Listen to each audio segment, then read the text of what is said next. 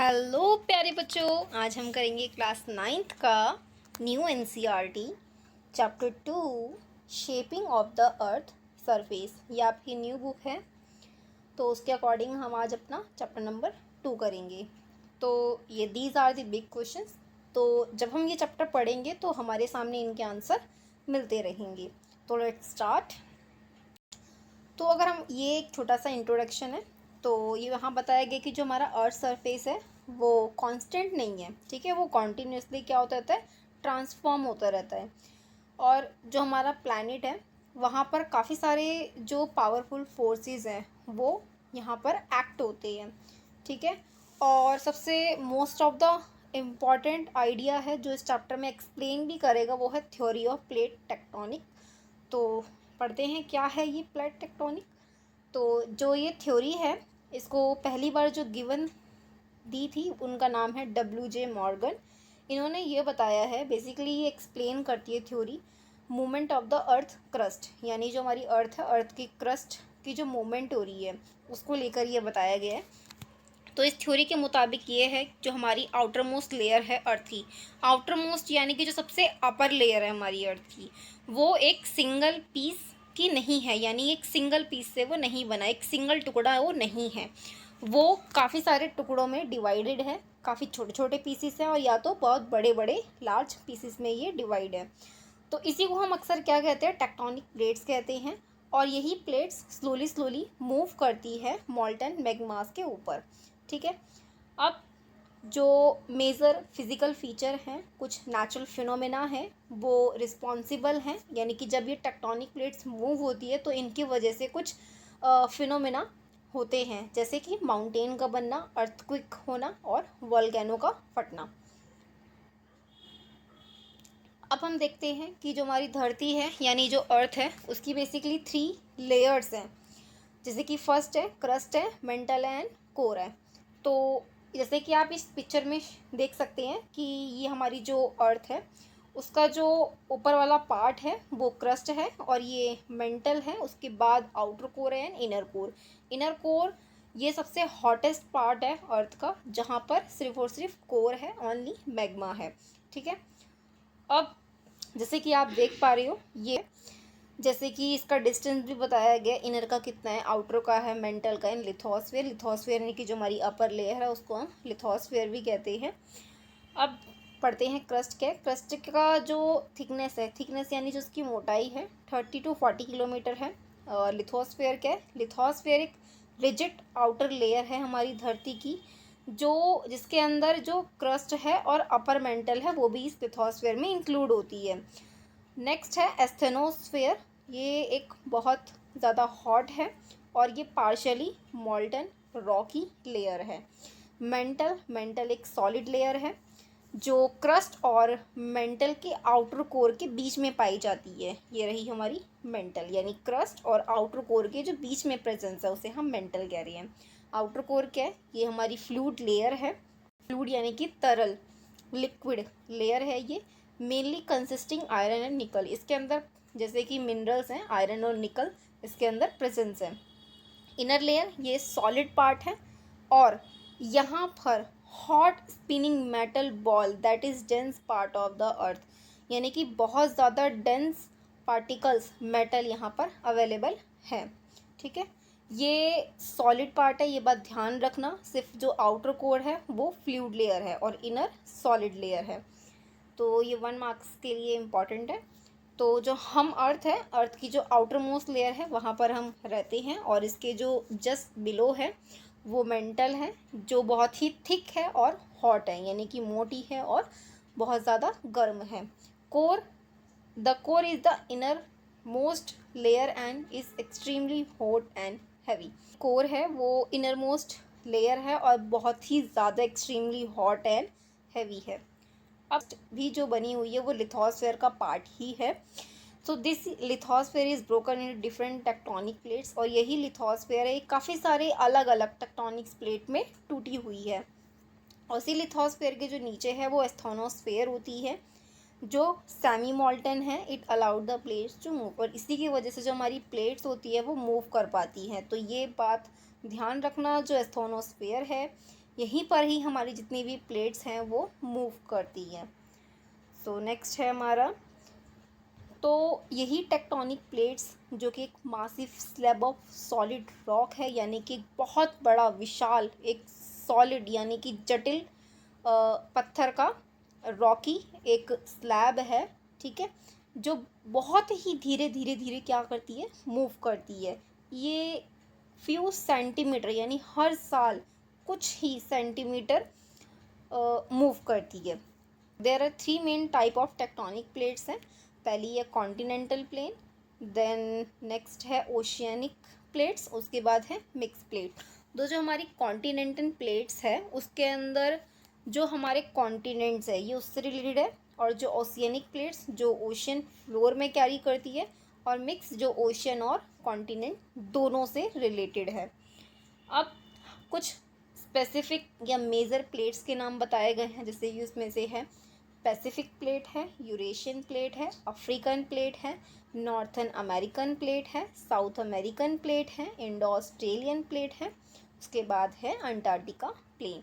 So these are the some major important plates. अब जो tectonic plates जब move करती हैं उससे एक कन्वेंशन करंट मूव होता है, और ये कहाँ बनता है, मेंटल में। मेंटल यानी कि जो हमारा अर्थ का पार्ट है, मेंटल लेयर में, वहाँ पर एक कन्वेंशन करंट बनती है। And heat from the earth core cause molten material movement create convention current that push and pull the tectonic plates. इन्हीं कन्वेंशन करंट की वजह से क्या होता है, पुश और पुल होता है टेक्टोनिक प्लेट्स में, जो इसकी वजह से क्या होता है, जो प्लेट्स होती हैं वो डिफरेंट डायरेक्शंस में मूव करती हैं।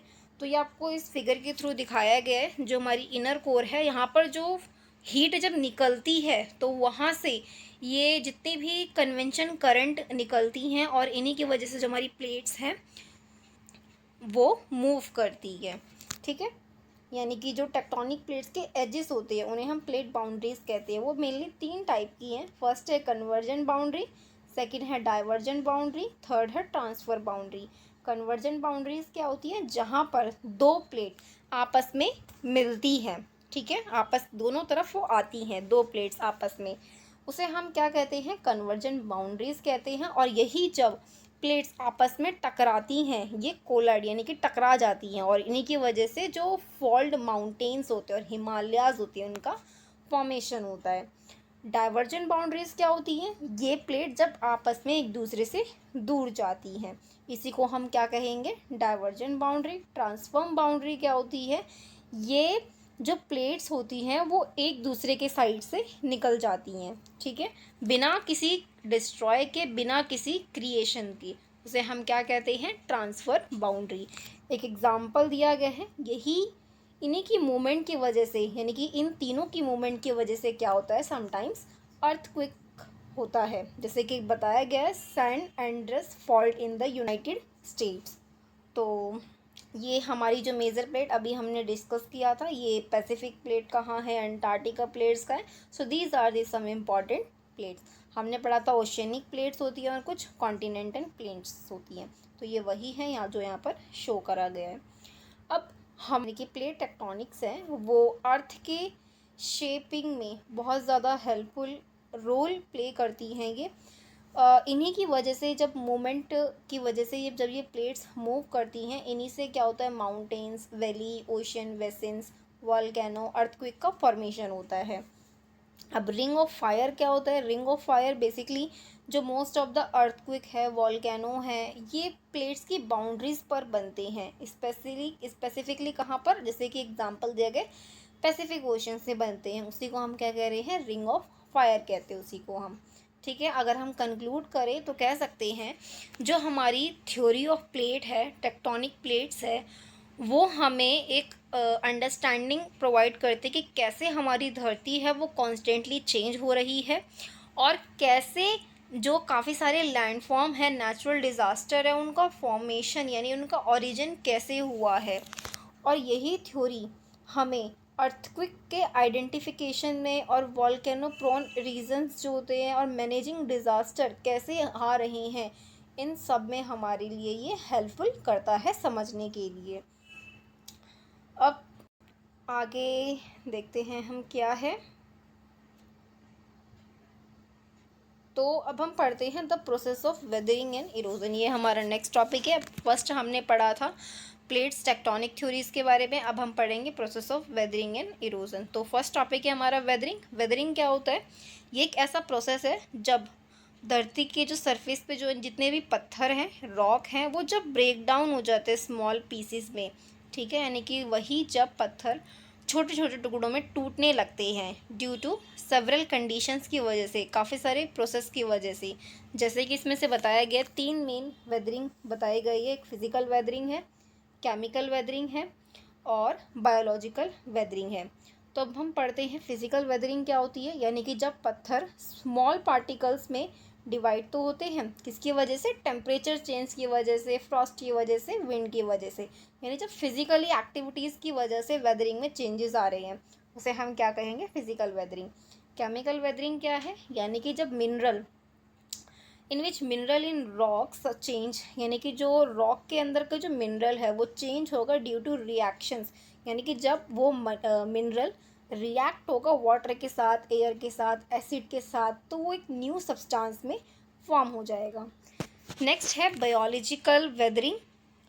तो बायोलॉजिकल वेदरिंग क्या है? ये जो होता है plant, animal and micro organism की वजह से रॉक का डिवीज़न होता है। और जैसे एग्जांपल बताया गया है, जितने भी plants roots grow into the crack of the rocks and split them apart. अब नेक्स्ट हमारा टॉपिक है इरोजन। इरोजन क्या होता है? यानी जो सॉइल की वजह से ही होता है ये। जितनी भी सॉइल है, रॉक है और जितने भी अदर मटेरियल्स हैं, they worn away and carried from the one place to another by natural agents like water, wind, ice and wave। यानी erosion is a process. Erosion एक ऐसी प्रक्रिया है जब जहाँ से सॉइल, रॉक और जितने भी मटेरियल्स हैं वो वॉर्न अवे होने लगते हैं, यानी कि बहने लगते हैं, और वो एक जगह से दूसरी जगह। काफ़ी सारे एजेंट जैसे लाइक विंड की वजह से, है ना, हवा की वजह से, पानी की वजह से, आइस की वजह से, वेव की वजह से। तो unlike weathering that only break down rocks, जबकि वेदरिंग में क्या हो रहा है? वहाँ पे ब्रेकिंग हो रही है। और इरोजन में इन्वॉल्वमेंट क्या है? इट इज़ अ मूवमेंट की वजह से जो हमारे मटेरियल्स हैं वो ब्रेक हो रहे हैं। तो इसके भी टाइप हैं। वाटर इरोजन है, यानी कि जब रिवर, रेन, ओशंस की वजह से इरोजन होगा। विंड इरोजन है, यानी कि मेनली ये होगा due to dry and sandy areas में इसका ज़्यादा देखने को मिलेगा। ग्लेशियर इरोजन होगा, यानी कि जब आइस क्रैप होगी और अपने साथ रॉक कैरीज करेगी। और कोस्टल इरोजन, जब sea wave wear away the landing along the shore. तो these are the some way है जिनकी वजह से इरोजन होगा। अब इरोजन ज़रूरी नहीं है सिर्फ और सिर्फ नेचुरली हो रहे हैं, बल्कि जो ह्यूमन फैक्टर भी रिस्पॉन्सिबल है इन सब को चेंजेस के लिए। जैसे कि कभी कभार क्या होता है, मोस्टली, कभी कभार तो नहीं कह सकते, मोस्टली, जैसे कि हम जो ह्यूमन बीइंग हैं वो रिवर के आसपास रहते हैं, कोस्ट के आसपास रहते हैं, और वहाँ के लैंड को क्या करते हैं? इरोड कर देते हैं। और हाउस है, रोड है, जिसकी वजह से हम डैमेज कर देते हैं उस पार्ट को, लैंड को। कंस्ट्रक्शंस में, माइनिंग में, काफ़ी सारे ऐसे मेथड्स हैं जिनकी वजह से जो भी फर्टाइल लैंड होती है वो भी इवन डिस्ट्रॉय हो जाती है। आगे देखते हैं क्या है नेक्स्ट एजेंट ऑफ ग्रेडेशन, यानी कि कौन कौन से एजेंट हैं जिनकी वजह से ग्रेडेशन होता है। तो पहला है रनिंग वाटर है, दूसरा ग्लेशियर है, विंड है, वेव है, ग्राउंड वाटर है। ये सिमिलर हमने जो भी पढ़े इरोजन में और वेदरिंग में, ये सेम वही है, बस थोड़ा सा चेंजेस है इनके अंदर। तो अब जैसे रनिंग वाटर बताया गया है, बेसिकली इसके अंदर क्या होगा? जितनी भी रॉक है, सॉइल है, वो वैली और प्लेन्स में जो फॉर्म होती है, वहाँ से जब पानी बहेगा रिवर्स के अंदर, है ना, वैली के अंदर, प्लेन्स के अंदर, जितने भी रॉक होंगे वो क्या हो जाएंगे? इरोड हो जाएंगे। अब ग्लेशियर में क्या होता है? Scrape and carry huge amount of materials, है ना, carving U shape valley. Wind shape में क्या होगा? Desert by eroding and depositing sand, यानी कि डेजर्ट की जो सैंड होगी वो विंड में eroding and depositing sand. And sea wave erode होगी coast line. So these are the some methods हैं, ये आपको बस पता होने चाहिए कौन कौन से मेन एजेंट हैं डिग्रेडेशन के। रनिंग वाटर क्या होता है? यानी कि जब पानी बहता है, ठीक है। तो जब पानी बहता है उसमें इरोजन होता है, ट्रांसपोर्टेशन भी होता है, डिपोजिशन, डिपोजिशन यानी कि एक जगह इकट्ठा होना, ठीक है। तो at the upper course river offer form V shape, यानी कि हम अपर कोर्स की बात कर रहे हैं, यानी कि अपर कोर्स में वी शेप होगी, है ना, वी शेप वैलीज होती हैं, वाटरफॉल होता है ना, बहुत ज़्यादा रैपिड, यानी कि बहुत तेज़ी से जो जितने भी ग्रेडियंट्स होंगे वो ज़्यादा फोर्स लगेगा, जितने ज़्यादा से ज़्यादा जो मटेरियल्स होंगे वो भी ब्रेक डाउन होते हैं। अब मिडल कोर्स की बात करें, यहाँ पर रिवर स्टार्ट मेंडेर होने लगती है, वो ऑक्स पॉक्स ले बनाती है, ऑक्स बोले कभी हम पढ़ेंगे क्या होता है। एंड यहीं पर जितने भी फ्लड प्लेन्स हैं वो अपनी एनर्जी लूज़ करने लगते हैं और अपने मटेरियल्स को डिपॉजिट्स करने लगते हैं एक जगह पर, जिसे हम सेडिमेंटेशन भी कहते हैं। और लोअर कोर्स में क्या होता है, जो पानी है, पानी की गति धीरे हो जाती है, और भी ज़्यादा यहाँ पर क्या होता है, और भी ज़्यादा अमाउंट में पानी के अंदर जितने भी डिपॉजिट्स होते हैं वो सेडिमेंट होने लगते हैं, और जिसकी वजह से किसका फॉर्मेशन होता है, डेल्टास का, लीव का एंड एलुवियल फेंस का। तो हमने पढ़ा रनिंग वाटर के 3 कोर्स पढ़े हमने, अपर कोर्स पढ़ा, लोअर कोर्स पढ़ा और मिडल कोर्स पढ़ा, और इन तीनों के बारे में भी हमने समझा। आगे हम देखते हैं वाटरफॉल क्या है। वाटरफॉल एक लैंड फॉर्म का ही पार्ट है, यानी कि जब पानी ऊपर से स्टिप क्लिफ यानी कि वर्टिकल ही ड्रॉप होता है, यानी कि जब पानी झरना, जिसे हम झरना भी कहते हैं, पानी क्या करता है, तेज़ी से ऊपर से गिरता है। ऊपर से कहने का सेंस ये नहीं है कि आसमान से गिर रहा है, किसी समतल वाले एरिया से लेके कोई पहाड़ वाले एरिया से वो नीचे गिरेगा, ठीक है। तो वाटरफॉल बेसिकली कहाँ फॉर्म होता है, ये अपर कोर्स ऑफ रिवर में ही फॉर्म होता है, जहाँ पर बहुत सारे क्या होते हैं, हार्ड रॉक्स होते हैं, ठीक है। और बहुत ज़्यादा यहाँ पर इरोजन भी होता है, इसके जहाँ वहाँ की जो रॉक होती है बहुत ज़्यादा क्या हो जाती है, सॉफ्ट हो जाती है, ठीक है। And they are not only beautiful natural features but also attract tourist, इसकी वजह से ये लोगों को अट्रैक्ट, अभी हमने क्लिफ की बात करी थी, यही क्लिफ होता है, और यहाँ से जब पानी बह रहा है, ठीक है, किसी प्लेन एरिया से आके देन नीचे क्या कर गया, वर्टिकली डाउनवर्ड कर गया वाटर, उसी को हम क्या कह रहे हैं, वाटरफॉल। अभी हमने एक टर्म पढ़ा था मेंडेर, मेंडेर क्या होता है, my pronunciation may be wrong, then meander क्या होता है, एक वाइंडिंग कर्व होता है, यानी जब पानी बहता है, ये बेसिकली मिडल और लोअर कोर्स में देखने को मिलता है, यानी कि जब पानी का शेप है जो वो बेंड शेप में बनेगा, जैसे आप शी साइप में देख रहे हो, सी या एस शेप जैसी, इसी को हम क्या कह रहे हैं, मेंडेर कहते हैं। और यही मेंडेर में जो ये साइड में आपको नज़र आ रहा है, यहाँ पर बहुत सारा इरोजन और डिपोजिशन कलेक्ट होने लग जाता है, ठीक है। तो ये मेंडेर बहुत ही इम्पॉर्टेंट है ह्यूमन के लिए, क्यों, क्योंकि ये बहुत ज़्यादा फर्टाइल होती है और यहाँ पर बहुत ज़्यादा सॉइल डिपॉजिट्स होते हैं, और यही सपोर्ट करते हैं एग्रीकल्चर के लिए और जितने भी फार्मिंग के लिए। ये एक आइडियल टाइप ऑफ लैंड माना जाता है यहाँ पर बिकॉज ऑफ फार्मिंग की वजह से। एंड मेंडरिंग रिवर है, ज़रूरी नहीं सिर्फ और सिर्फ इसका इस्तेमाल फार्मिंग के लिए कर रहे हैं, हम नेविगेशन के लिए भी करते हैं, इरिगेशन के लिए भी करते हैं। एंड एक जो इम्पॉर्टेंट फैक्टर है वो है टूरिज़्म, ठीक है। एक एग्जांपल है यहाँ पे, the grand anicut is also known as Kallanai in Tamil Nadu, एक एग्जांपल है ये भी। यहाँ पर एक ये मेंडेर ही रिवर है जहाँ पर एक एज अ इरीगेशन के तौर में इसका इस्तेमाल किया जाता है। नेक्स्ट है डेल्टा। डेल्टा क्या है, ये भी एक लैंड फॉर्म का ही पार्ट है, यानी अभी देखो हमने पढ़ा था ये कैसे बन रहा है, रिवर के माउथ पर ही बनता है ये भी, जहाँ पर जितने भी where it flow into a sea, ocean, lake and deposit the sediment it had carried from the upstream, यानी कि जितने भी अपस्ट्रीम यानी कि रिवर के ऊपर, यानी जहाँ से शुरू हुई है बहते हुए जहाँ तक ये लोअर स्ट्रीम तक आते आते बहुत सारा सेडिमेंट यहाँ पर डिपॉजिट्स हो जाता है, ठीक है। और यही ओवर टाइम यहाँ पर बहुत ज़्यादा एक्यूमुलेट हो जाएगा और ये ट्रायंगुलर की शेप ले लेता है ये एरिया ऑफ लैंड, और बहुत ज़्यादा फर्टाइल होता है, बहुत ज़्यादा यहाँ पर एक एलुवियल रॉक पाई जाती है, सॉइल होती है, जो कि एक आइडियल है ये भी फॉर एग्रीकल्चर के लिए। और काफ़ी ज़्यादा क्रॉप्स जैसे कि राइस, जूट यहीं पर उगाया जाता है, और फिशिंग के लिए, और यहाँ पर फ्रेश वाटर एंड जितने भी एक्वाटिक लाइफ है उनके लिए ये हेल्पफुल होता है। एंड ह्यूमन के लिए ऑफ कोर्स ह्यूमन सेटलमेंट के लिए भी इम्पॉर्टेंट है, ट्रेड के पर्पस है, ट्रांसपोर्टेशन के लिए भी इम्पॉर्टेंट है ये। तो डेल्टा क्या है यह अभी हमने पढ़ा, ये as you can see this is the image of delta. देखो जितने भी आपको ये 1 2 3 4 आपको दिखाया गया है, ये हमारी अंडरस्टैंडिंग के लिए दिखाया गया है ताकि हम चीज़ों को विजुअलाइज करें। ठीक है। रिवर देखो ऊपर पार्ट से आ रही है, वो रिवर है। डिस्ट्रीब्यूटरी यानी कि ये डिस्ट्रीब्यूट यानी कि बटना, यानी कि रिवर क्या हो रही है, डिवाइड हो रही है। आइलैंड, ये छोटे छोटे आपको ट्रायंगुलर शेप में जो नज़र आ रहे हैं वो एक जगह हमारे सेडिमेंट इकट्ठा होते गए हैं। ठीक है। अब आगे पढ़ते हैं। देखो ये सुंदरबन डेल्टा है। नेक्स्ट है हमारा wave and currents. Wave and current मतलब जो कॉन्स्टेंटली मूव करती रहती है ओशनिक सरफेस पे। ठीक है, उसे हम क्या कहेंगे, वेव कहते हैं या करंट। तो कुछ waves, the action of wave and current create a range of landform along the coast line.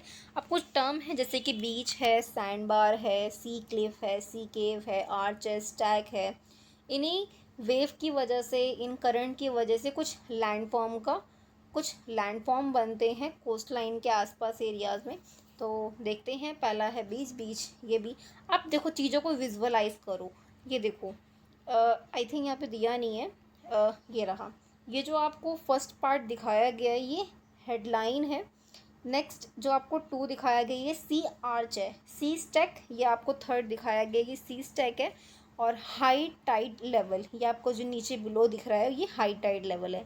आपको एक ये ग्राफिक ये आपको शो कराया गया दोनों को, दोनों आप विजुअलाइज करेंगे तो चीज़ों को ज़्यादा अंडरस्टैंडिंग होगी। तो बीच क्या है, ये भी एक लैंडफॉर्म ही है जो सैंड, पेबल्स, रॉक का बना होता है। एंड ये कहाँ बनेगा देखने को मिलता है आपको, सी, ओशन, लेक में। जब सेडिमेंटेशन की वजह से, डिपोजिशन की वजह से काफ़ी सारे सेडिमेंट डिपॉजिट्स हो जाते हैं वेव के वजह से, ये beaches and constantly shape by the wave action. तो जितने भी बीच होते हैं बेसिकली इनका जो फॉर्मेशन होता है वो वेव के एक्शन की वजह से ही होता है। जितनी भी टाइड्स है, करंट है, ये जब आती हैं, जब मूव होती है तो अपने सारे काफ़ी साथ मटेरियल लाती है और वो एक कोस्ट पर जमा कर देती है, इकट्ठा कर देती हैं। ठीक है। अब हम नेक्स्ट बात करते हैं। कोस्टल इरोजन होता है बहुत ज़्यादा जब वेव, टाइड्स, करंट अपने साथ काफ़ी सारे कोस्ट लाइन में ये कलेक्ट हो जाती है और काफ़ी सारे यूनिक लैंडफॉर्म ये बनाती हैं। तो बेसिकली कहना ये चाह रहा है जब वेव्स और करंट की वजह से काफ़ी सारे सेडिमेंट्स होते हैं, ठीक है, वो डिपॉजिट्स हो जाते हैं एक जगह पर, जिनकी वजह से काफ़ी सारे लैंडफॉर्म का इमरजेंस होता है, काफ़ी सारे लैंडफॉर्म बनते हैं। ठीक है, जैसे कि कॉमन कुछ बताया, जैसे कि क्लिफ बताया गया, अभी हमने देखा था क्लिफ क्या होता है। It is a steep rock face form as a wave undercut the base of the coast. And wave cut platform क्या, it is a flat area left behind the cliff retreat cave. It is formed when a wave erode weak part of the rock. Arches created when cave or opposite sea side of the headline mean and stack एक isolated pillar होता है जो कि बाकी Archies से अलग रहता है। ठीक है, ये आपको दिखाई भी दे रहा होगा, ये अलग है। अच्छा, ये इस तरीके से ऐसे क्यों हुआ है, ड्यू टू वेव्स की वजह से। वेव ने इसे क्या करा है, इरोड कर दिया है इसे। ठीक है, इसीलिए इनकी शेप ऐसे है। कॉन्स्टेंटली वेव की वजह से, टाइड्स की वजह से, करंट की वजह से इनकी शेप ऐसे बन चुकी है। अब हम देखते हैं आगे। देखो ये एक और एग्जांपल दिया गया है। ये जिस तरह की, जैसे ये आपकी शेप नज़र आ रही है, इसकी शेप ऐसे क्यों हो रही है, जितने जब वेव आ रही है, टाइड्स आ रही है, करंट आ रहा है, इनकी वजह से इसका ऐसा फॉर्मेशन हुआ है। ठीक है। अब हम देखते हैं ग्लेशियर क्या होता है। देखो ग्लेशियर एक इरोजन कहा गया यहाँ पर। तो ये जब होता है जब ग्लेशियर स्लोली क्या करते हैं, मूव करते हैं लैंड की तरफ। ठीक है। एंड उसमें से कुछ common land form made from the glacier erosion. अब जब यही ग्लेशियर जब स्लोली मूव करते हैं लैंड की तरफ तो कुछ इनका फॉर्मेशन होता है, जैसे कि यू शेप वैली बनती है, क्रिक्स बनते हैं, एरिटस बनते हैं, हैंगिंग वैली बनती है, फजॉर्ड्स बनती हैं। तो ग्लेशियर इरोजन की वजह से ये दीज कुछ फीचर्स हैं, इनका फॉर्मेशन होता है। ठीक है।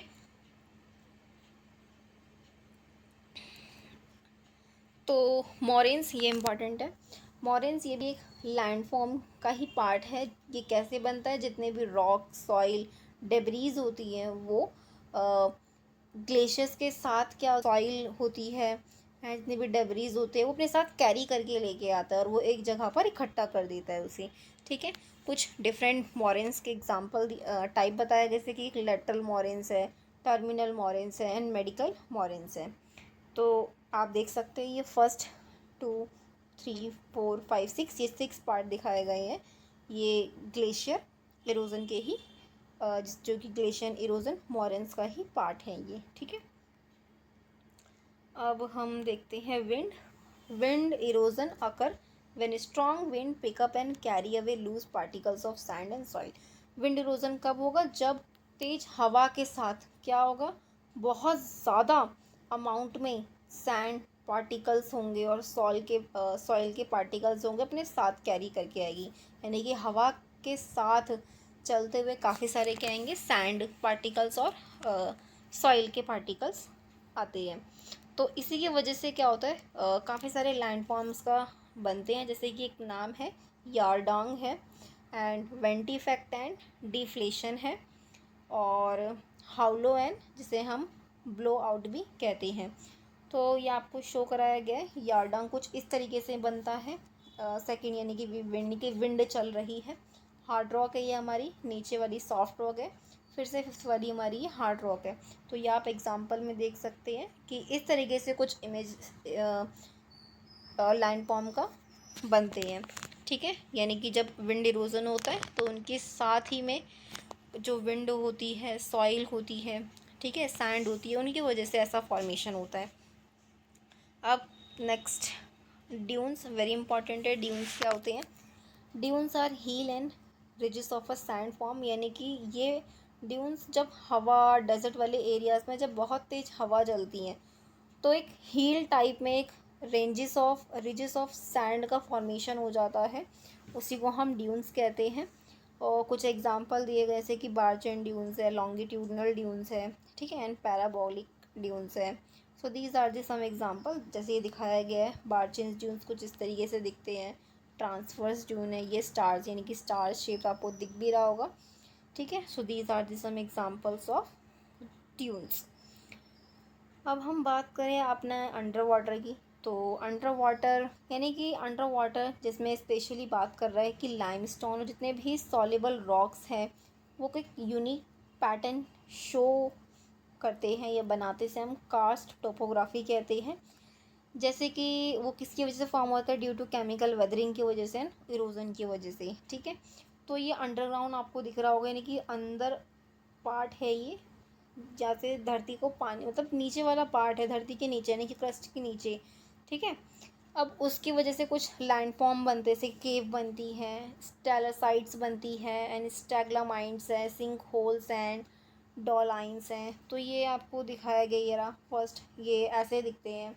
ये रहा हमारा सैटेलाइट्स है ये।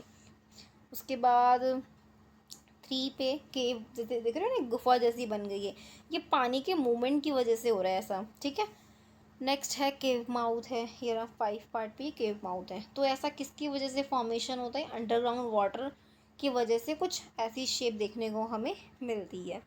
ऐसे देखो सिंक हॉल्स हो जाते हैं। ठीक है, अब हम बात करते हैं नेक्स्ट, जिसका नाम है लैंडफॉर्म एंड डिज़ास्टर। देखो, जो लैंडफॉर्म है उस पर काफ़ी सारे एक्टिविटीज़ तो हो रही है, बट उसके लिए कुछ डिज़ास्टर्स हैं, कुछ डिज़ास्टर का फॉर्मेशन होता है जो ह्यूमन लाइफ के लिए, प्लांट लाइफ के लिए, एनिमल लाइफ के लिए भी डेंजरस है। तो कुछ एग्जांपल्स हैं, कुछ दिए गए हैं इसके अंदर, जैसे कि लैंडस्लाइड है, एक कॉमन एग्जांपल है ये, जिसमें नेचुरल एंड ह्यूमन फैक्टर दोनों ही रिस्पॉन्सिबल होता है। ठीक है, ये रहा आपको एक लैंडस्लाइड दिख भी है। मेनली ये ज़्यादातर पहाड़ों में देखने को मिलता है, जितने कि लार्ज अमाउंट में एक जितना भी पहाड़ का एक पार्ट होता है वो नीचे की तरफ फेल हो जाता है, यानी कि टूट जाता है, गिर जाता है नीचे। ठीक है, इसकी वजह से काफ़ी सारे एक्सीडेंट देखने को मिलते हैं। एंड नेक्स्ट है एवांचिस, ये भी बेसिकली कहाँ पर होता है? It is caused by the sudden instability of snow on steep mountain slopes. ठीक है, नेक्स्ट है यानी कि जब लैंड नहीं, यहाँ पर क्या होगा, बर्फ़ तेज़ी से नीचे गिर जाती है। ठीक है। नेक्स्ट है ग्लोव्स क्या होते हैं, इसकी फुल फॉर्म याद रखना, जिसका नाम है ग्लेशियल लेक आउटब्रस्ट फ्लड है। ये एक क्या कब होता है, जब एक अचानक से लार्ज अमाउंट में वाटर को रिलीज़ कर दिया जाता है, ठीक है, from the glacier lakes due to natural and climatic reasons की वजह से। अगला हम देखते हैं डस्ट स्टॉर्म है। डस्ट स्टॉर्म क्या है, यानी कि जब डस्ट यानी कि जब बहुत ज़्यादा डस्ट स्ट्रॉन्ग विंड की वजह से, यानी कि जब बहुत तेज़ हवाएं चलती हैं तो उसकी वजह से डस्ट होती है वो उड़ती है हवा में, और बहुत जैसे कि राजस्थान वाले एरियाज़ में, थार डेजर्ट एरियाज़ में ये ज़्यादातर देखने को मिलता है, ठीक है। ये देख रहे हो, ये सैंड उड़ रही है, डस्ट उड़ रही है। अब तो हमने पढ़ा कि कुछ फैक्टर्स हैं जो डिज़ास्टर का कॉज कर रहे हैं, ठीक है, जिससे ह्यूमन लाइफ को थ्रेट्स है, डेंजर है ये, ठीक है। काफ़ी सारी चीज़ें बन तो रही हैं, बन भी रही हैं, लेकिन उनका कुछ ना कुछ बाद में नुकसान भी हो रहा है। किसको नुकसान हो रहा है, डायरेक्टली इनडायरेक्टली ह्यूमन को, ह्यूमन एग्जिस्टेंस के लिए, और जितने भी एनिमल लाइफ है उनके लिए भी हार्मफुल है। तो यहाँ पर दोनों ही चीज़ें रिस्पॉन्सिबल करती है, ह्यूमन फैक्टर और नेचुरल फैक्टर, दोनों ही रिस्पॉन्सिबल है डिज़ास्टर के लिए, ठीक है। सो आई होप कि आपको ये चैप्टर अच्छा लगा हो। सो अगर आपको कोई डाउट हो तो आप पूछ सकते हैं।